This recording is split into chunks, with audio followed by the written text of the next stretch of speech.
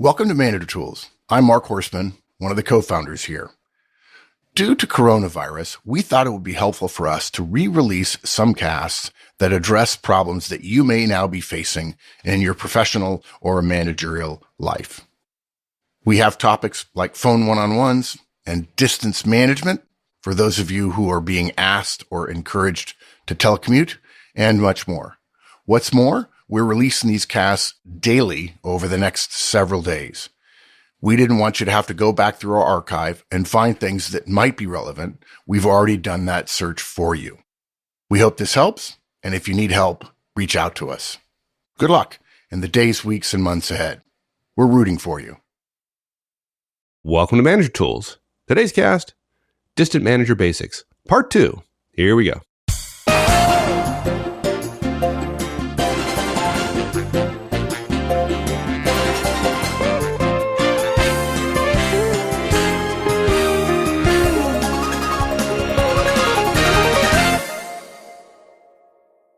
Okay, so IM is not a terribly rich form of communication. How important is it that we see individuals face to face? Does that add, how much value does that add? And for those people who are remote, what do we do about that? Okay, that's easy. That's webcams, right? I mean, we recommend you increase your use of webcams. When people are distant, if you aren't using a webcam to see them, you're not using a valuable tool that we believe is completely reasonable, okay? The fact is, seeing another human's face matters to human beings. Even for you D's and C's. Sorry, you're biologically wired to feel that way. Mike, just stay quiet for a minute. Bear with me. I know, killing me. Yeah, killing me. Kill me, Smalls. There are clues in facial expressions and body language that simply cannot be intuited by an overwhelming volume of written communication.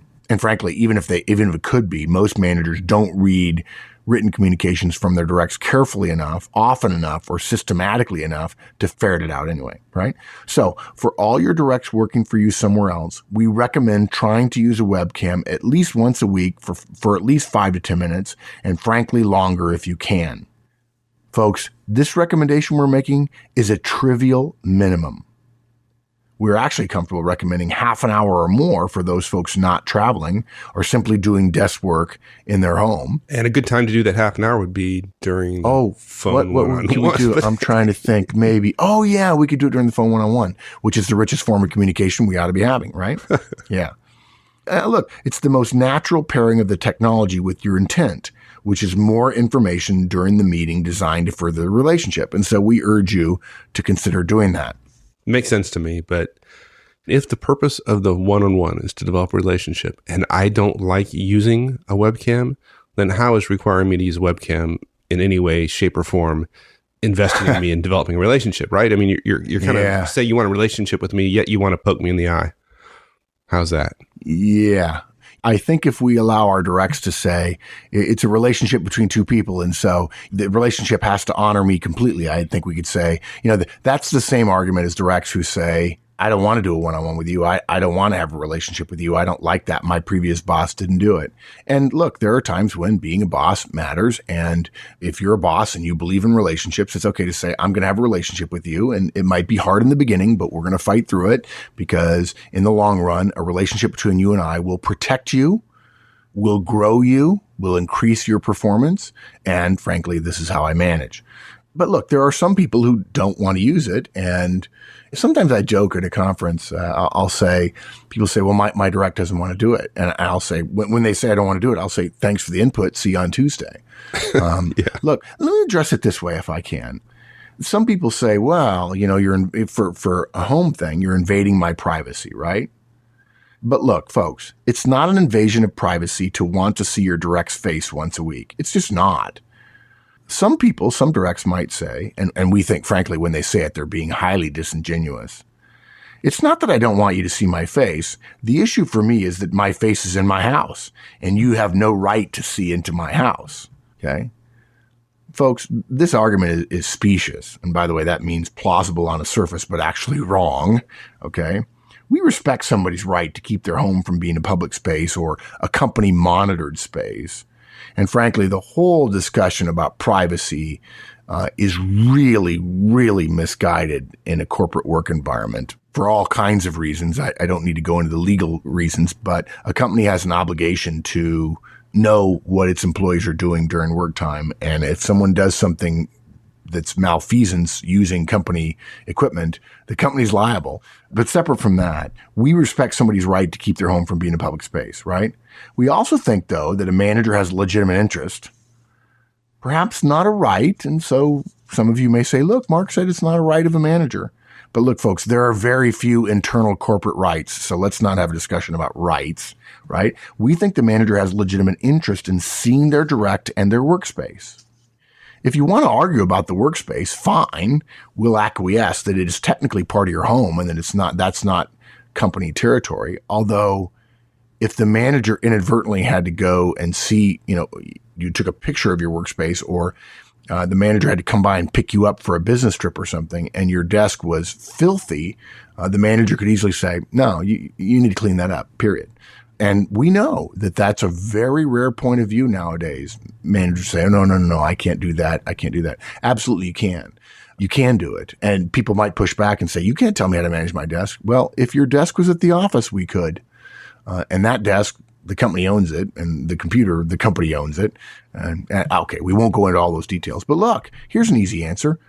So you tell the director, go to a Starbucks or somewhere else where there's Wi-Fi in order to do the webcam time, right?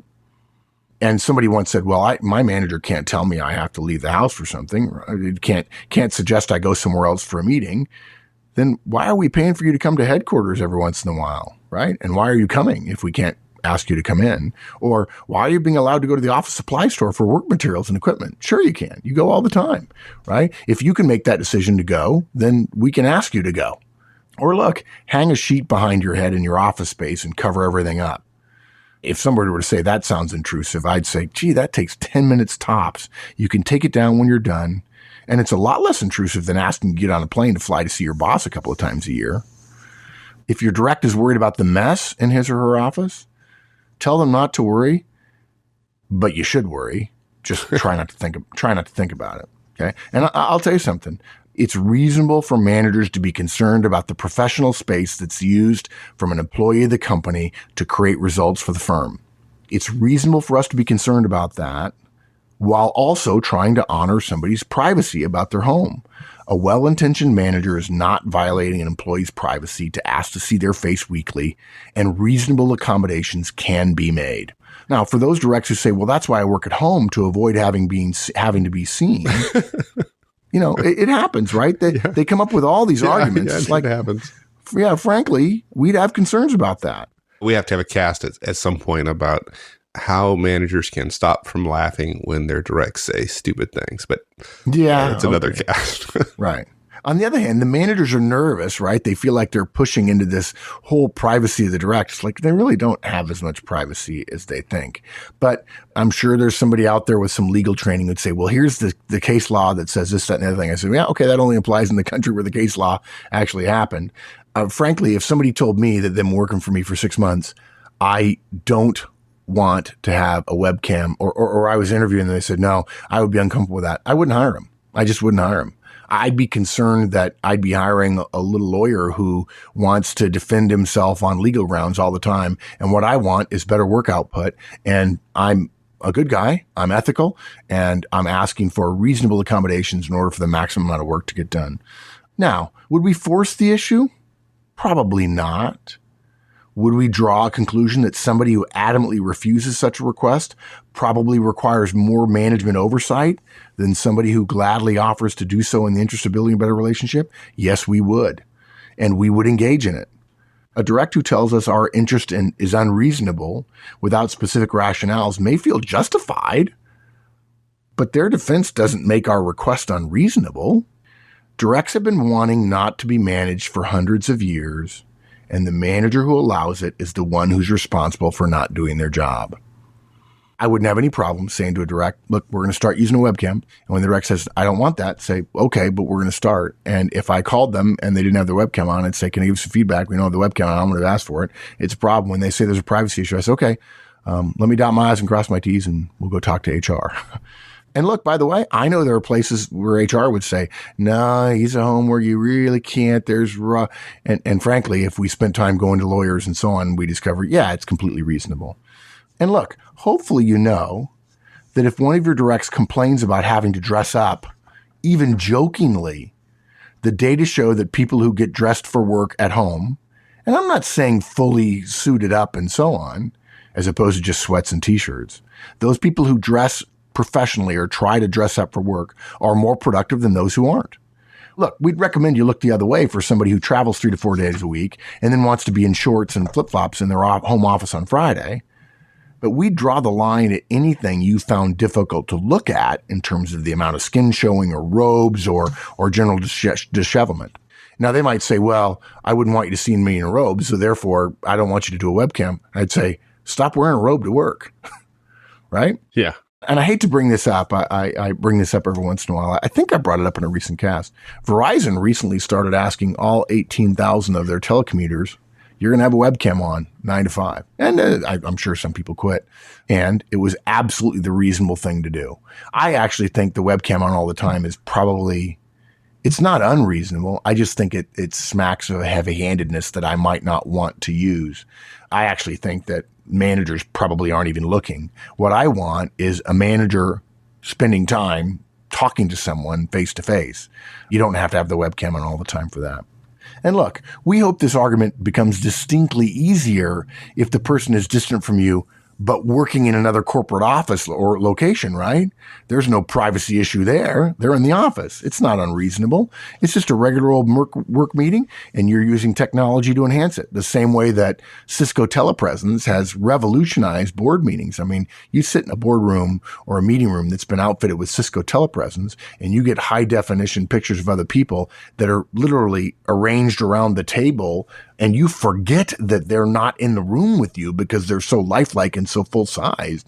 That's completely normal. And why do we do that? Because we know we have better conversations. The company knows it. The company spends $50,000, $250,000, $100,000, $250,000 a year. Not a year. Each particular location to do that.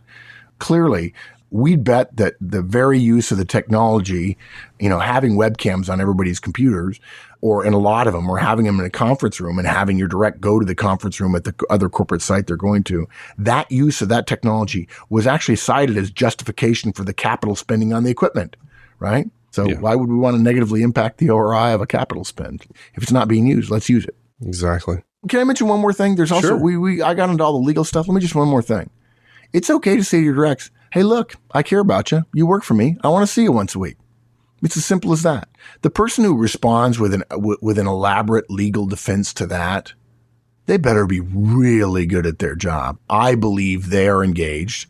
Remember, the 2 reasons Manager Tools recommends you get rid of somebody is because they fail to perform or they tear down the team.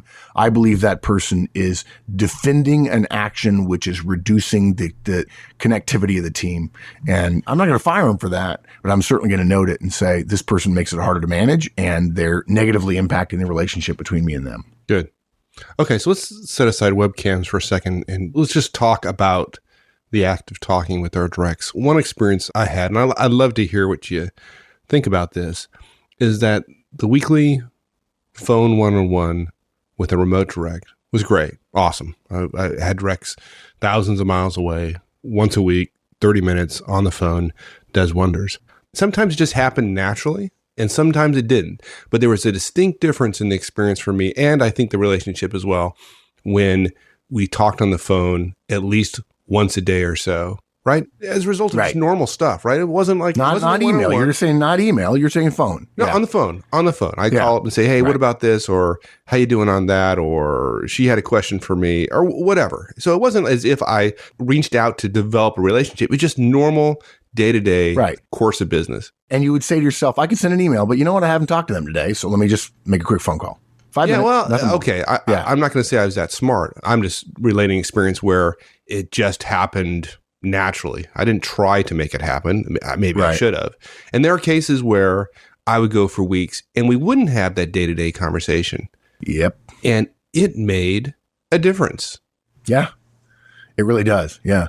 Before I address the whole daily phone call thing, I think we've done it before, but tell the story about managing from Virginia, the direct you had out in Sacramento. Oh, okay. Well, I share this at the conference often where I had a direct. I inherited this organization out on the West Coast of the United States. I'm on the East Coast. And I, for a variety of reasons, hadn't met this person ever face to face. And I wasn't able to meet them for 3 months after the individual joined my organization.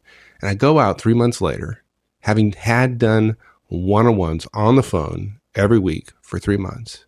And this individual says to me, she goes, Mike, before we even start our one-on-one, remember, this is the first face-to-face one-on-one we've ever done. She says to me, I've got to share this with you. I feel now, after 3 months, having never met you before now, that I have a better relationship with you than I had with my previous boss of 5 years. You know where her previous boss was? Her previous boss was in the office next door. Yeah. Wow. So, yeah. By phone. By phone. That was all you had was by phone. Yeah. And the issue is not face-to-face is better. The issue is not, I learned then and there. The issue isn't whether or not you have face-to-face. The question is, do you have regular communications? It's the regularity of it that makes at least the biggest difference. Yeah, you're right. And look, we recommend you try to talk to your directs who are distant from you at least once a day. Look, we said try. You don't actually have to talk to them every day, but we think not talking to them, actually hearing their voice day after day after day, is ineffective over time. So we recommend you call once a day. You don't have to schedule it. In fact, we recommend you don't, right? Have a daily task if you like, or a reminder, and you make the phone call. Now, look, if you get voicemail, fine. If they get voicemail when they call back, that's fine too. That happens all the time. You go by somebody's desk and they're not there, and they go by your office later and they don't see you there. And so you don't get a chance those couple of efforts to do so. But if you don't call and there's no scheduled time for you to be in a meeting together, you could go 1 or 2 or 3 or 4 days without actually hearing their voice. In most cases, you're going to connect at least once in a week. And perhaps you'll actually hear their voice 3 to 4 times in a week, as long as you make the call every day. So you don't say to yourself, I've got to hear their voice every day. You just make the call every day. If you end up trading voicemails as opposed to exchanging emails or actually talking on a given day, it's fine. But again, that opportunity doesn't happen without you picking up the phone and calling. On the other hand, what's not fine is 10 to 12 days in a row where you call during business hours and you get voicemail every time. You know, Mike and I are experienced managers here, and we can tell you what's happening. They're avoiding you on purpose. And that is unacceptable. That's the equivalent of them not being at their desk when you walk by repeatedly during the course of a normal workday at the office for 10 to 12 work days in a row. That's not appropriate or reasonable. And if they tell you they're just busy, the chances are very high you're being misled. And we're being generous, by the way, with the 10 to 12 days thing. It would be appropriate to have questions or wonder why you're getting voicemail repeatedly day after day after day after 4 or 5 days, assuming, of course, that they are not traveling. Think about what you'd do if somebody wasn't at their desk for several days at work.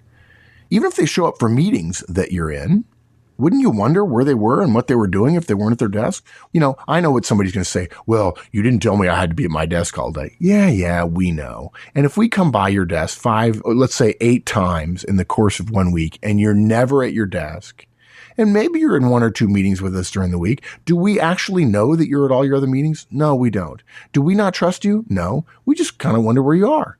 And is it appropriate if you're assigned a desk that you choose, but this week I'm going to work in the cafeteria all week just to get away from things? Well, maybe it's okay to do that, but I'd raise an eyebrow if I were your manager and I'd say, what's going on? I'd want to know. If you have visibility to somebody's calendar and there's nothing on there to indicate a meeting or a location in the building where they're working, it's reasonable for us to ask, and frankly, to ask for them to check in periodically. But with somebody working at home, you don't have nearly as many clues, and you need to be more proactive. Okay, now we understand, right? This is more assertive, or it's the opposite of non-management. It's actually what we're talking about is managing. Everybody it seems like in most organizations today, non-management has become the definition of management. We disagree. What we're talking about is management. It probably seems assertive. It is assertive compared to no management at all. And so some people might say, you're behaving like you don't trust me. And look, I get that every once in a while. And over the last 20 years, I've come up with a pretty good answer. Feel free to use it if you like. This is Manager Tools, so steal the words if they help you. It would sound something like this. Look, this isn't a question of trust. It's a question of management.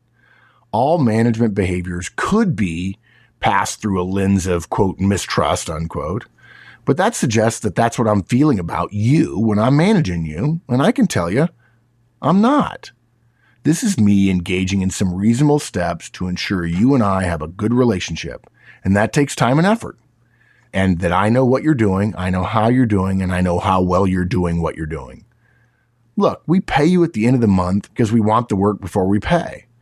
We don't mistrust you, but we know it's silly to pay first because some people, 1 in 100, 1 in 1,000, are never going to show up after they get paid in advance. You probably never thought about that before, did you? We expect you to badge in and out every day, past a guard who knows you by name and face, and no imposter could replace you. But he can't say no need to badge in and out today, sir. You just come on in because I know who you are. We expect you to use the corporate travel office because the company benefits from that, when maybe it takes you longer than Expedia or Hotels.com, which are pretty darn good sites, and maybe we even pay a little more for that. It's not that we don't trust you, right? We just ask you to use a system that works for us as well. We ask you to submit receipts, in part for our corporate taxes, even though it might feel like we ought to trust you and just let you say a number and we would give you some cash. It's not that the company doesn't trust you. It's not that I don't trust you. It's that sometimes systems are helpful, and I think this system is helpful to us. That's all. And frankly, I think the decline of managerial behaviors over the last 20 to 30 years, maybe even longer than that, but that's my professional career scope, 30 years. I think that has allowed people to say what seems like management, what we know to be management, actually is an issue of trust. And I think when your directs accuse you of not trusting them, I think that's a very dangerous accusation that they're making. I think they're saying something about you that it makes me uncomfortable. Yeah. Don't tolerate it. You don't have to slap them, right? Metaphysically speaking, you just have to address it and be calm about it and say, no, this is not mistrust. This is management. Some things management do could be construed that way, but the fact is it's not. Yeah. And as a relationship gets better, it's less likely that somebody's going to come to that conclusion when you exercise your role as a manager. Right, folks, you'll notice that we have a change in the quality of the audio, and that's a result of we had an issue, technical issue last time, and so we have to finish this podcast up using less than ideal situation here on the road, as we often are in a hotel yet again in some strange town in the middle of nowhere. So here we go. We already talked about on our good quality recording, doing phone one-on-ones, increasing your use of webcams, and shooting for a daily phone call. And the next point, frankly, I'm surprised you wrote it in here. Yeah. You write these things, so this stuff comes out of your head. And the fact that we have to talk about, actually demanding shared calendars for distant directs is kind of, I don't even know where to start. Why would you'd have to have it, right? Yeah, okay, but this is Manager Tools, and you got to assume broad spectrum of people's behaviors and so on. And the fact is, when I talk to people, they're managers who don't have views into the calendars of their directs.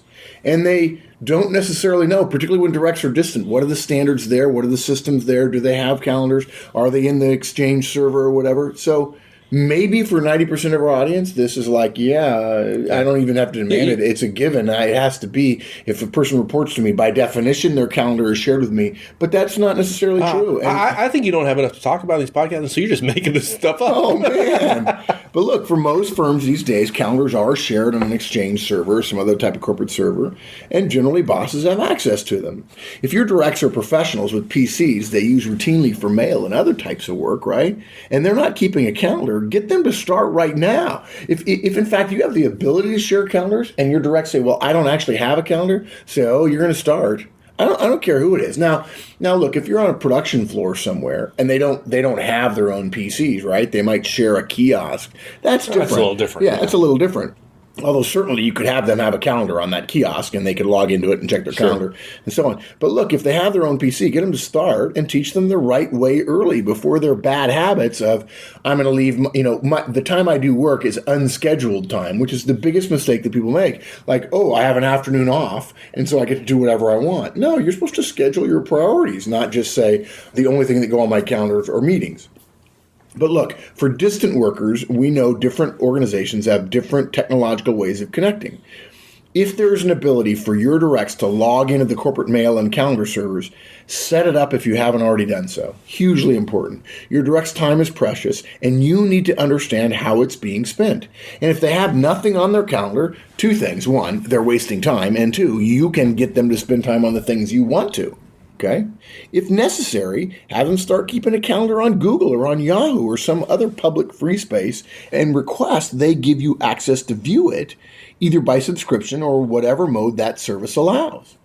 You and I share calendars by Google, right? We never got an Exchange server. Actually, we had one. We had a small business server, and it was a total disaster. It didn't work for us, and so we now share calendars with Google.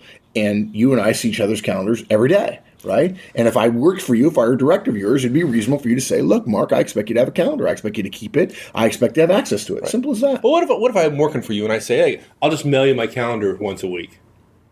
How about that? I mean, you got visibility in my calendar. I'll just mail you my calendar. Yeah. Look, it's silly. They'll forget, right? You'll forget. Then you'll get mad at me because you didn't actually send it to me, right? But you see it as intrusive when I have to ask you questions you'll see me as managing your time, right? Right. I only came up with that solution, by the way, because I figured that after a couple of weeks, I wouldn't send it to you. You'd forget about it, and then I'd be off the hook. Right? Yeah, look, right. We're not managing their time.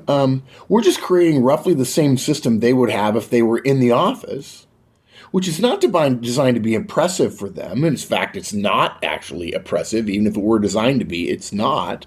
Calendars are most frequently of interest to you when things are changing most, meaning printed calendars that are 2 to 3 days old are often largely worthless, right? You wouldn't expect any co-located direct to not change their calendar for a whole week just because you had a printed copy, right? So a printed copy of a calendar that's always in flux, and people act as if their calendar changing all the time is actually a sign that they're really busy and important. Okay, fine. I'm going to say you're busy and important. I know your calendar's going to change all the time. I don't want you to have to print it out for me every time it changes, and I want to know what you're doing and when you're doing it. That's not too much oversight. So I want access to your calendar online. I want to be able to see it. Yeah. And if that means a Google Calendar, fine, it's a Google Calendar. And it may be that I can't integrate that into the Exchange server, so I have to leave a web page up on my computer that shows me your calendar. But okay, fine. For my 4 directs who are in a distant location, I just subscribe to all their calendars and I see their Google Calendar. And if they leave stuff blank for weeks and weeks and weeks and then say they got to go to a bunch of meetings, say, hey, can I give some feedback? When you tell me you have meetings to go to and they're not on your calendar, I don't know that. And that affects my ability to actually be effective with you. Right. Now, let's talk a little bit about why shared calendar. I mean, it's reasonable, right? If you and I are co-located, I run into you in the hallways all the time. You're in the same meetings I am. I see what you're doing. I have some view into your professional work life. When you have a remote direct, you don't see that, right? I mean, one of the things we hear all the time is, hey, look, I got a remote direct. We're talking about feedback. And they say, well, I don't have that much opportunity to give people feedback. And visibility into a calendar and how they're using their time is a whole garden full of, with tons of fruit for plucking in terms of feedback, right? Exactly. Because particularly if you're an executive, how you spend your time and your priorities are on your calendar, that's a reasonable thing to give people feedback. Hey, I see you're spending all this time on this priority, but you got 5 other responsibilities, and I see nothing on your calendar about it. I'll even make it easier than that. People will say, I've got a crazy busy week. I got tons of stuff to do, and they got nothing on their calendar, right? It's like, no, don't tell me that, right? I mean, what you're saying is you're unwilling to schedule your time. So, look, no offense, you can say that way if you want, but you're never going to be a manager, and you're certainly never going to have a shot at being an executive. If you want to be a manager, if you want to be an executive, you're going to learn how to manage your time. And really managing your time, of course, is about managing your priorities. And that means you have to have a calendar, and you have to keep track of the things you're responsible for, and you have to let other people know when you're busy. Right? If they're not hearing from you for a couple of hours on an urgent email because you're in an offsite for the afternoon and they don't know about the offsite, it's your fault for not keeping people posted. Yeah. And your boss, keeping your boss updated might be one of those things. Whether somebody is in a distant location but at a corporate office, or whether they're in a distant location and they're in a home, you can demand a shared calendar, and you can expect people to keep a calendar. And even if they say there's almost nothing ever going to be on it, fine, that's okay. Leave nothing ever on it. But the stuff that's on it, whether it's doctor's appointments or whether it's time away from the office or whether it's trips for clients or whatever else, I want to see it on there. And I want to know how that's going to affect your ability to get work done. Yeah, absolutely. Now, finally, at least as part of this first set of recommendations, we recommend that you ask your directs who are distant from you for more frequent updates, right? You want to know what they're doing, what their status is, how the work is going, how the work is going for them, how the work is going for others, right? When you're distant, you need more of that stuff. Yeah, if you're doing work, project work, for instance, whether it's for you or others in, say, a matrix organization, set up a weekly project call of 30 minutes. In this meeting, they brief you on the status of their tasks in the project. If they're managing the project and involve resources of yours, you ask that they give you an overall project status update, including the work of their team. Okay? That's normal, right? How about an online, web-based tracking tool? Is that okay? It's absolutely reasonable to allow them to do something like that, to update a web tracking tool. Totally fine. That's an update, as long as they understand that you hold them accountable for updating that site, right? We're fond here of saying a task that's completed but not yet reported on is a task that's not completed. To paraphrase Michael Swinson and Stephen Covey, to do and not report is not to do. And you might think, well, I already ask all my folks to do this, so is it really asking for more frequent updates? Perhaps not, maybe, but it's been our sense that even when managers actually have access to a project status tool, they don't check it often enough. Yeah. With distant directs, that's even more serious a concern than for those who are co-located. Yeah, and web status, web project updates is just one part of it, right? We recommend you go further than just project status. We recommend for distant employees, when you have the opportunity to set deadlines in any work, you set earlier ones than you normally would for a co-located direct.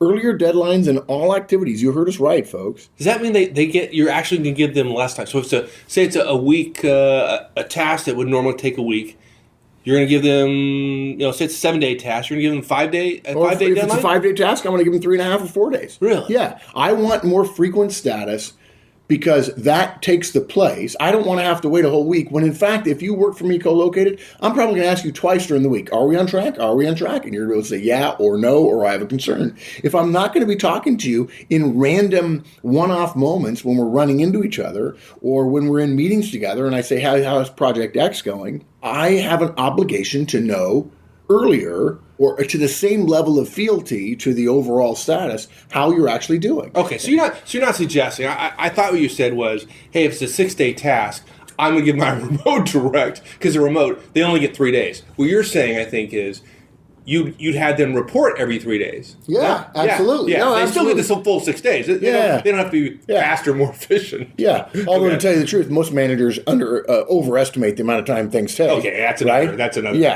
But exactly. So in other words, if I would normally have weekly reporting, which frankly is too long in the beginning, right? We recommend as frequent as daily reporting on an early task. But for somebody who would say, okay, I need weekly reporting, then you'd say immediately, I need bi-weekly reporting for those people who are distant. When the distant people say, well, that's harder for me, you say, yeah. And managing is harder too, and you're going to have to meet me somewhere in the middle. So, yeah. Does it make it harder for the direct? Yeah. Managing a distant direct is harder as well, so it's a fair trade. Let's put it differently. It's harder to be an effective manager of distant directs. Does this also address the risk inherent in the separation? Yeah, it does. There's a risk to the organization as a person being separate, and so we're going to ask for more frequent updates. That's a way to mitigate the risk of somebody being distant from us. And you can't shirk the obligation of addressing the risk of somebody being distant from you and you not being able to check in a random way, in a regular way, in an offhand way, in a one-off way for how they're doing on a given project, a given status, a given task. It's not rocket science. On the other hand, it's good management. That's what it is. Right. Okay, makes sense. So wrapping up, we recommend phone one-on-ones. We recommend webcams whenever you possibly can. We recommend you shoot for a daily phone call. It's okay to exchange voicemails, but we want to make a phone call to them. And if they keep putting you off on phone calls, then you got to be careful. You got to be concerned. You've got to get shared calendars, and you've got to get more frequent updates than you would expect on work from people who are co-located with you. Look, there are some directs who may not like some of these managerial efforts. We understand a little bit about their desire to not be managed, But seriously, do you really think that your lack of management of them makes them inherently more productive? Lack of management, in our experience, under management, doesn't make people more productive. It makes them less productive. I know they say they're the exception. They don't need to be supervised or whatever. Well, it'd be nice to not have a boss. Everybody says, I finally don't have a boss, right? Okay, great. Start your own company. There's a different kind of risk in not having a boss, right? Are you willing to say, after a poor performance on their part, on one of your distant directs parts, that you didn't have good visibility into their situation because you were far away and so therefore didn't give them a chance to correct the error before they actually made an error in front of everybody else? Help them be successful. Yeah, exactly, right? The standards for you to produce results are the same whether your team is near or far. We recommend you manage differently than everybody else. This is manager tools. And we recommend you become more willing to assert yourself to make sure you have a good relationship with those folks who are distant and hold them accountable as well. This is just being slightly more assertive to address the risk inherent in people being distant from the manager. Simple. Makes a lot of sense. Yep. All right, my friend. Thanks. Thanks, partner. Thanks, everyone. That concludes this series, and we'll see you again next week. Meantime, have a great one. So long.